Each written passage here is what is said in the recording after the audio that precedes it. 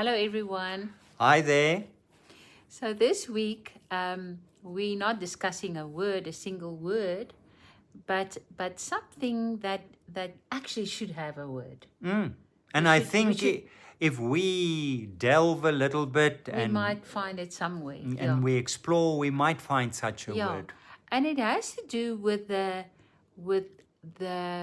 And joy and or the contentment, the satisfaction of doing something, of making something, creating, whether it's cooking a lovely meal or writing a poem or in my case making something from clay. But that feeling that you get when you look at something or enjoy something that you've made, created, it came from your hands, it came from your mind, and that feeling, it has a texture almost to it. There's such a deep satisfaction in that process. And we're talking about this because we had a conversation, a very interesting conversation around this subject earlier this week. Yeah. And we were discussing how our culture actually takes away from that feeling and the joy in the process, because we have attached labels to things, and only the best is good enough. Only the artwork that gets the first prize in the competition, or the short story that gets published, or only those, if you are under the top 10 academically in your school, only those things count as good enough in the eyes of society. And by living from those principles, we are taking away also, especially from our children, the simple joy of just doing something, and often doing our best with something, and maybe not making the grade that is the best, and what it does to us, what it does to our self-worth, what it does to our feelings of not being good enough, what it does to our creative processes, because we sometimes withdraw from those processes because we're not good. We're not good enough. We're not the best. And just how sad that is, that we get to create lives like that, where we're constantly chasing towards this goal, and so we're all goal oriented, and we are not enjoying the process anymore, taking our time with what's really enjoyable. It's such an important principle, and it saddens one to realize that to a large degree that is the way that we function in our culture. We've to a large degree have lost track with what is going on in schools and so on. But there's a lot of pressure on children in schools as to standards and achievements. Yeah, and there's always the thing of scoring the best, scoring the highest, having 100%. I mean, I grew up with the idea that only 100% is good enough. And it cost me dearly in terms of just enjoying being a child. And that was the concept in my mind, the perception that I had. But now, okay, stating this very important issue, how in the first place can we, in our processes, avoid falling into that trap of setting this high standard? I want to say, keep on falling into the trap. It's not even avoiding. We are in that constantly. Yeah. But how can we get out of it, or how do we retrain ourselves? Yeah, and how do we not buy into it, and how do we convey that to our children?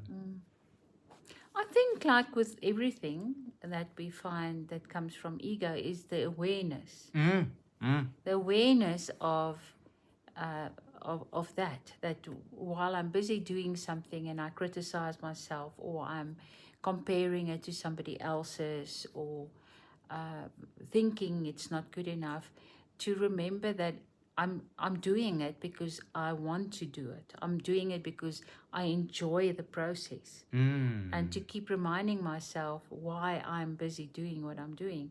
And I mean, there's always things that we don't really, even in a craft that you enjoy, like pottery, there are many aspects of it that's really just slugging. It is slogging. It's not enjoyable work, but in the process and where you are busy with it, it's this alchemy of changing something. So to keep reminding yourself, because it's a groove that was Yes. cut from very little. And if we can, um, and if we can manage to enjoy the process, I think that in itself sends a message to our children. Yeah, and our grandchildren. And I think Yeah. in terms of parents or grandparents with children, is to not to place such a huge emphasis on the end result, on getting full score, or on having done the best. If it was your best, or if you enjoy doing it, then that is in itself a goal and wonderful. So to keep on also and doing things with children, so that they experience your enjoyment in doing it, and not so much in what the end result is. Yes, yes, yes. I think that and it's always like that our examples speak much louder than our words. Yeah.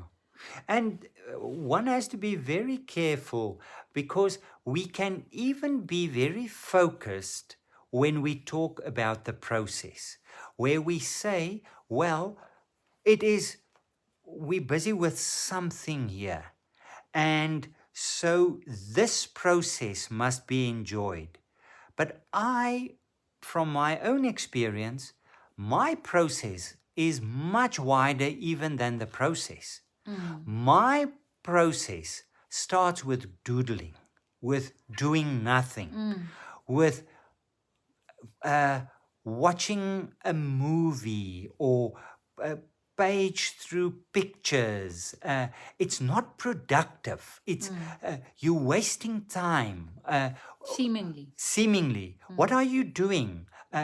Is it part of a process that you're busy with now to get? Of course it is. But it is much wider. It is a process of being saturated with images.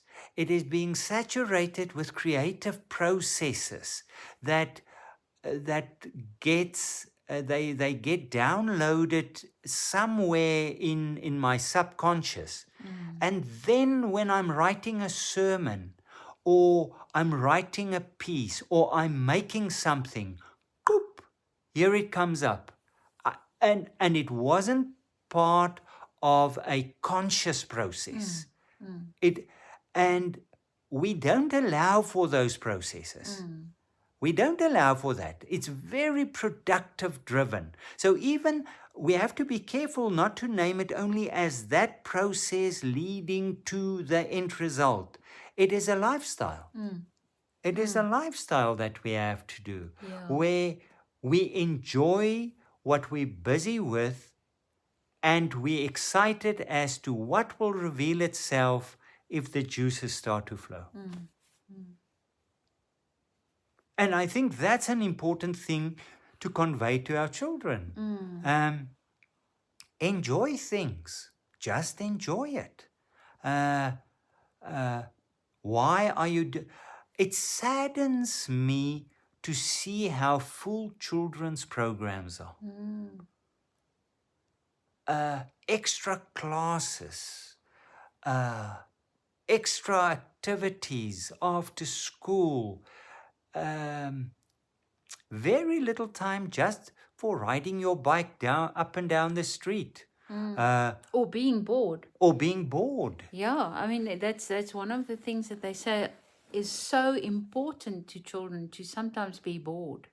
so that they can find ways to keep themselves busy. Yeah. We keep filling every single hour for them, and we're not really teaching them to find their own solutions. Yeah. So there's such a lot that we think we're doing for their benefit, but we have to take the longer view in terms of Yeah. Yeah. And I think it is important, uh, and it's not a new subject here at the end of the talk, but it's important to ask yourself, where are you holding back in your own creativity and in your own way of living? In your own way of living, let's Or, call it that. what you're risking, what you dare to do or want to do, Yeah. but are not Doing it doing. Yeah, because you feel you won't be able to do it right yeah, or the best. or the best. Yeah, Where are you holding yourself back? Maybe just ask yourself that question. I think it is very important that we do that from time to time. and maybe also share. In our conversation, we discovered how from very little we had experiences that actually that really underlined this principle that if it's not the best, then you're not getting the prize. Exactly. And only one person can get the prize, and it's not taking away from the person No. that did the best, but Yeah. but if it is at the expense of others who are also doing their best and doesn't make that certain grade, that's also a very subjective grade. Then we have to rethink that. Yeah, thank you. Yeah, Hopefully we'll talk again next week. yeah. Keep well, everyone. Bye-bye.